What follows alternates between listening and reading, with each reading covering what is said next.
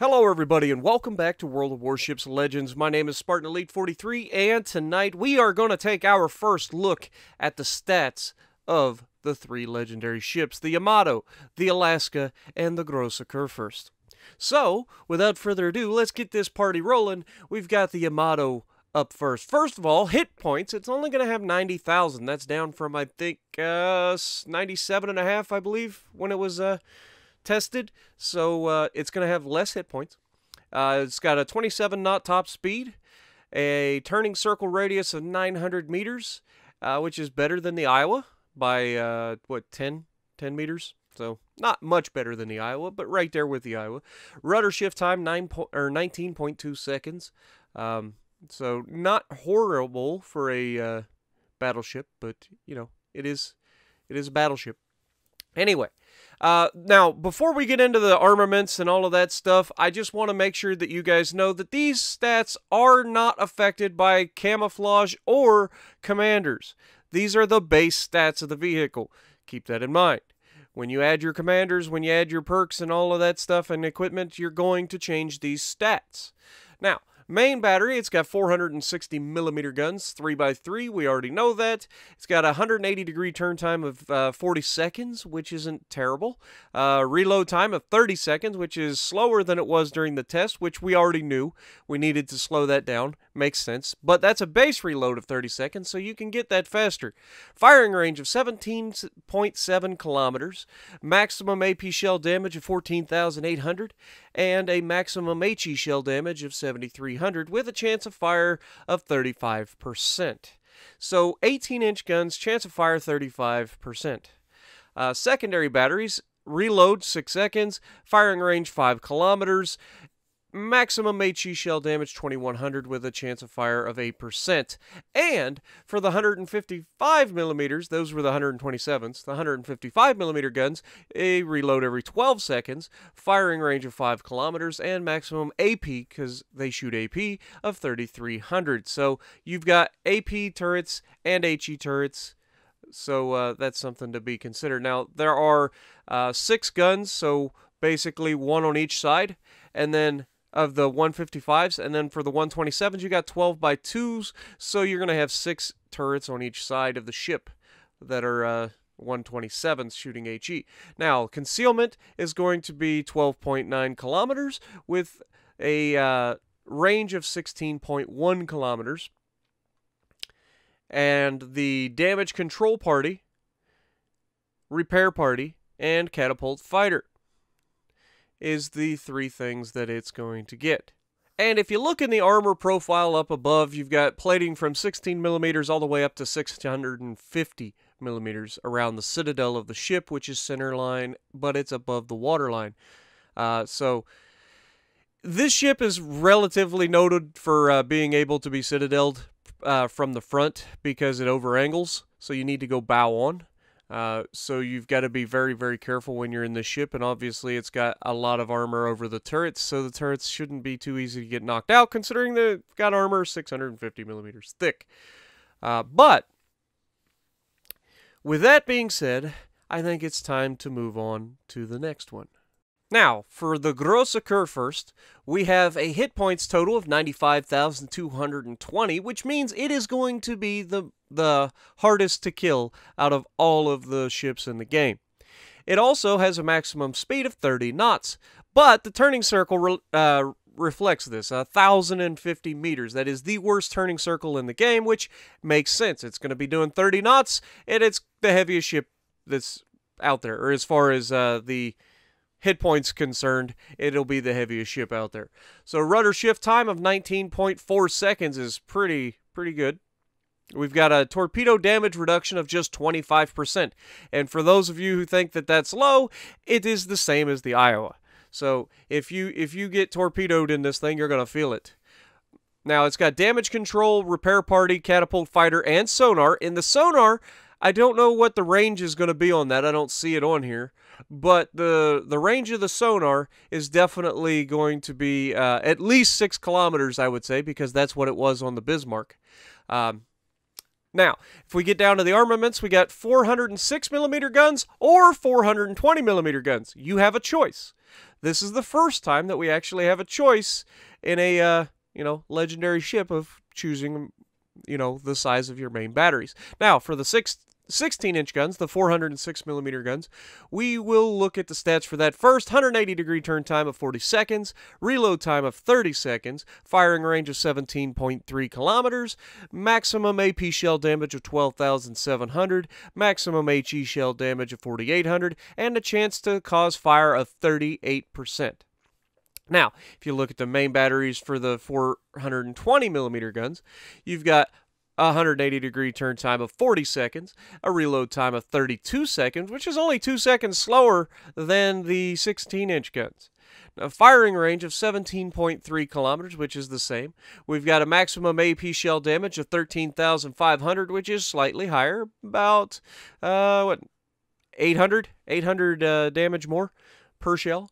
Maximum HE shell damage of 5,000, which is 200 more per shell, and the chance to cause fire is 41%, which is 3% higher than the 16-inch guns. 41% is pretty insane, but it's not that big a difference over other battleships. I believe the British battleships currently have the record for most chance to cause fire in the game, and I think that goes to Nelson and King George at 48%.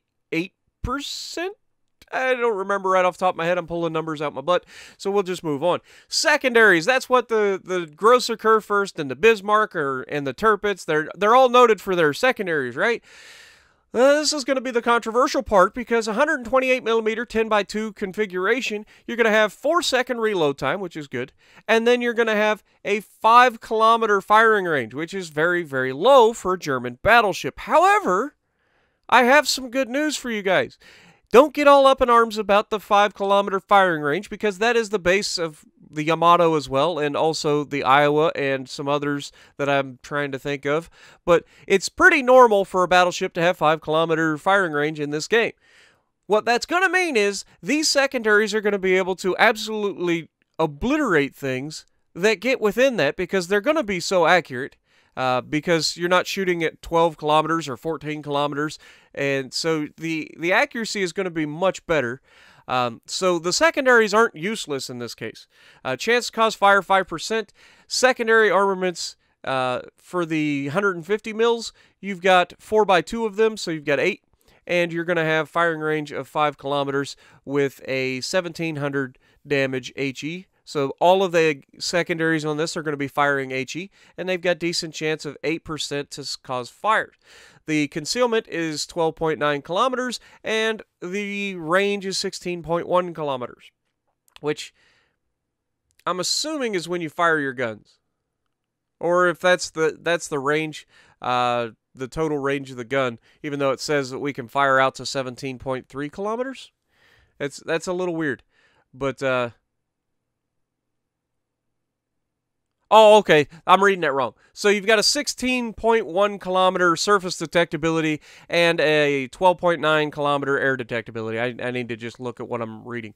Anyway, if you look at the armor layout, it's not as thick maximum as the Yamato for the turrets in the Citadel area, but look at the extra area that it covers. This thing is going to be an absolute monster when it goes angled. This thing is going to be very, very difficult to Citadel because of the turtleback armor scheme that they are famous for. And on top of that, it has more hit points than anybody else. So this is going to be a very interesting ship, and I'm actually kind of looking forward to it for one other reason. And that reason is simple. It is going to have better Sigma on the main batteries than the PC version. And that is the trade-off for having less firing range on your secondaries. So even though you have less firing range on your secondaries, you're going to have more accurate main battery guns, and therefore I think in Legends you're going to have a better time with the Grosse Gore first than you would have on PC. At least with the same secondary firing range. The Grosse Gore first on PC is known for its long range secondaries and lots of them, and so even though we don't have secondaries in Legends that are particularly useful, just due to the fact that basically the worst that they can do to people is set fires, with the exception of light cruisers and destroyers getting pummeled by them. But in Legends, being able to actually hit your target is significant, because your secondaries, you can't really rely on them in this game. So, with that being said, let's look at the Alaska. Alright, now that we are on the Alaska, we see that she has 54,720 hit points. Maximum speed of 33 knots, turning circle of 850 meters, which for a cruiser is not good. Rudder shift time of 13 seconds, which is just slightly better than the Grosse Gore. And the 305mm main guns. 305mm main guns is going to have a 3x3 configuration, which is what we're used to in the American ships. We've got a 180-degree turn time of 30 seconds, which is not particularly good for a cruiser. Reload time of 20 seconds, which is not particularly, it's actually the worst of the cruisers, I believe. Grosse Gore may be arguing that, because I can't remember what its base is. But you guys got to think, it is a heavy cruiser with 305mm guns. It's going to take time to load. They are triple turrets, so it takes even longer to load. But it reaches out to a base range of 16 kilometers, maximum AP shell damage of 8,900, with HE shell damage of 4,300, and a chance to set fire of 27%, which is really, really nice for a cruiser. Secondary armaments, it's got 12 guns, 6x2 configuration, 127mm, and they reload every 6 seconds with a firing range of 5 kilometers. HE shell damage of 1,800 and chance to cause fire of 5%. Now, as you can see, we get damage control party, we have sonar, we have surveillance radar, we get a catapult fighter on an American heavy cruiser, woohoo! And we get the repair party. Problem is, it looks like, if I'm reading this correctly, it looks like surveillance radar and catapult fighter are interchangeable, which means you can't have one without the other, which is a shame. But it makes sense at the same time. So you have to choose whether you want radar or a fighter. And let's be real, we all going to be choosing radar, because finding those destroyers out there at 9 kilometers or whatever the range is going to be on these is preferable. Now, the concealment, we have 8 kilometers on air detectability and 13.3 kilometers on surface detectability. And if you look at the armor scheme up on the top, it looks like it's got a pretty, you know, nasty citadel, basically. It's got a very thick citadel as far as the size of it, and it is right at the waterline and slightly above the waterline and slightly below the waterline. So basically, if you shoot at this ship while it's broadside on, you're going to have a good day, because you're going to be able to citadel this thing pretty easily, especially considering the thickest it gets is up to 330 millimeters. You're going to be punching through that if it's broadside on with any battleship, and with heavy cruisers most likely as well. But if you're not broadside on in this thing, you're going to have very good armor. Now, I don't know what the total armor thickness is at the front of this ship, but I'm going to assume that it's at least 28 millimeters, because that's what the Baltimore is, and it's probably more than that, and I'm hoping it's big enough that it can actually not be overmatched by 16-inch guns, which would mean the only real threat to the front of this ship would be the Yamato. And if that's the case, then I am really, really looking forward to this ship. And I hope that you guys have enjoyed. I don't want to take too much of your time, but I wanted to get the stats out there. I wanted to let you guys know about the change and why they went with the shorter range secondaries, but they gave it better accuracy overall on the main guns. And hopefully you guys will calm down a bit about the Grosse Gore first. I know that you wanted to see those secondaries firing from 12 kilometers or whatever, but I think getting better gun performance from your main batteries is going to make it a much more enjoyable ship and a much more consistent ship. So if you like what I'm doing, punch the like button, leave a comment below, subscribe to the channel if you haven't already, and as always, I will see you in the next video.